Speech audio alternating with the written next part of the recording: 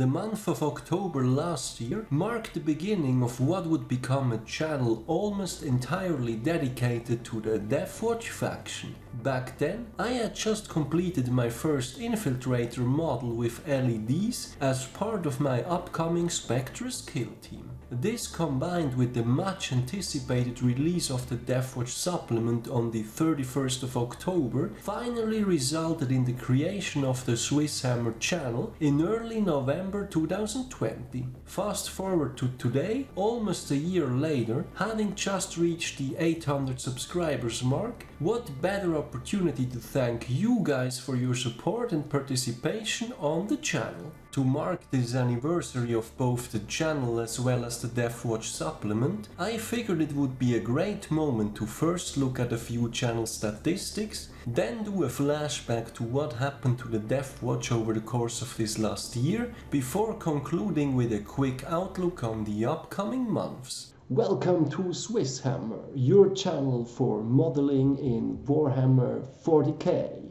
My name is Tammer, and I will be guiding you through this video. As we Swiss love statistics, or at least I do, I was of course curious about who my fellow hobbyists are. Perhaps some of you may find the results unsurprising, but it seems like the large majority of viewers are between the age of 25 and 44, with the 25 to 34 range having the upper hand. A full 99.9% of viewers are male. I suppose the 0.1% female clicked by mistake. Ultimately, this means we are all grown-up men playing with our futuristic plastic soldiers, and that's just how it should be, as far as I'm concerned. About a third of the viewers are from the US, followed by roughly 14% from the UK. I think these two are the countries where the hobby is the most widespread by far.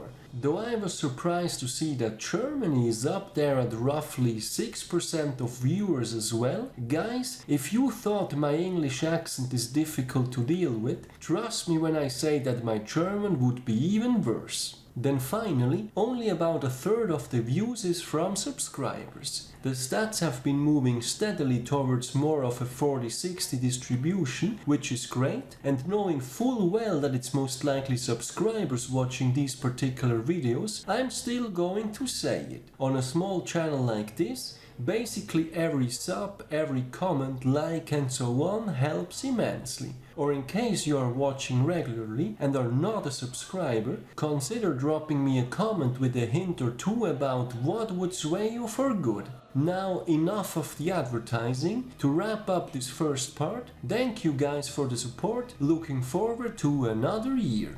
Moving on to the Deathwatch supplement, let's have a look at what happened since its release last October 31st. Following what felt like a bit of a minimalistic 9th edition FAQ for the Deathwatch, the actual supplement turned out to be very similar in that regard. Aside from the obligatory relics, traits, crusade rules and so on, the main meat, so to speak, had already been included in the mentioned FAQ. While there were some exciting news in there, chief among them certainly the new kill teams and the access to the majority of datasheets from the Space Marines Codex. I think that a lot of players felt like there was no longer the same level of interaction within the kill teams as before, and perhaps most unfortunately, special issue ammunition, a staple of 8th edition lists, had been sincerely limited to the point where it was niche at best. Nonetheless, early reviews celebrated OPSEC Eradicators and Outriders, suggestions going as far as running 15 Outriders through 3 40s kill teams. On the other hand, the Proteus kill team with its firstborn Space Marines was prematurely called obsolete.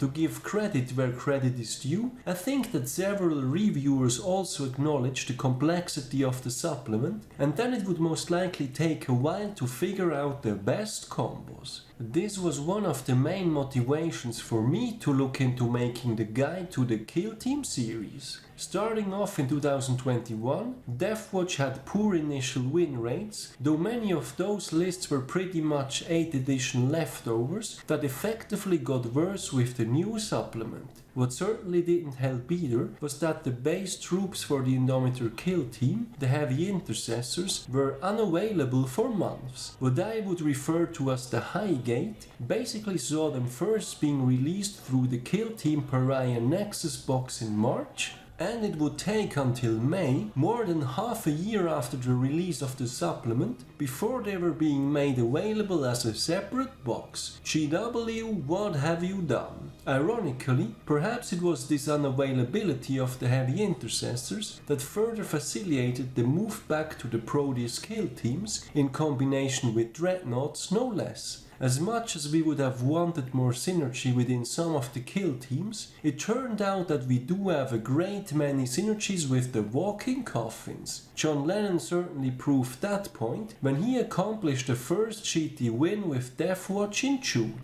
Since then, the Deathwatch meta is pretty much settled on these dreadnought heavy lists, with decent top placements and overall win rates. For several weeks, Deathwatch even had the top win rate among all Space Marines. Perhaps as a bit of a downside, list experimentation pretty much came to a halt, at least in the competitive scene.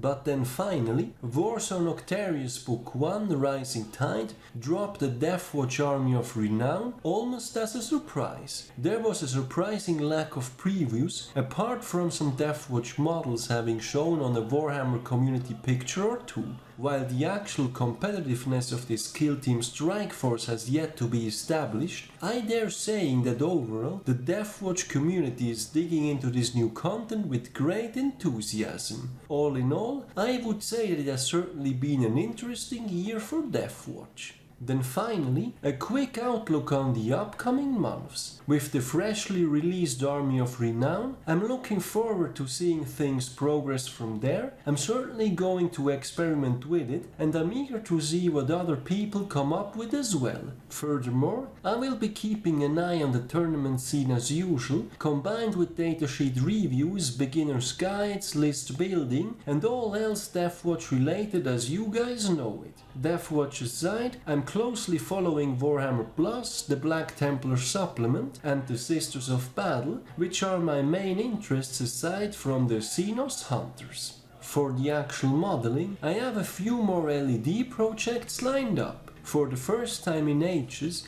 I feel like I've nailed down the infantry models and can now focus on a few bigger projects, like I did with the Chorus Blackstar and the Hammerfall Bunker. Spoiler alert, something big is coming, stay tuned for that. I also regularly post finished models on my Instagram page, feel free to check that one out as well. So that's it for the cheesy channel update. As always, thank you very much for watching guys, I hope you enjoyed this video and I look forward to your comments and suggestions. And if you haven't subscribed yet, maybe now is the time to do so. After all, who wouldn't want to see another cheesy video at 1000 subs? I do also have a Patreon page. If you are enjoying my content regularly, maybe that's something for you to consider as well.